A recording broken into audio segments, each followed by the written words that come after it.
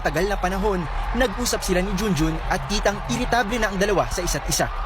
Sa puntong iyon, nang hawakan ang mikropono, hindi na rin nakapagtimpi ang nakababatang binay. Pinandidilatan po ako ng kapatid ko. Oh. Bakit niyo gagawin? Sinasabi niya, magsasabi daw ako ng kasinungalingan. Wala akong ginawa sa'yo. Nandito tayo sa harap ng simbahan, ate. Di ba? Lahat ng paggalang binibigay natin. Paano? Lumalabas ang tunay na ugali. Dito sa Pio, anong sinabi? Isang boto ka lang! Sinisigawan ako ng kapatid ko ron eh. Inaangilan ako eh. Pag-upo niya, sinisigawan ako, sinungaling daw ako.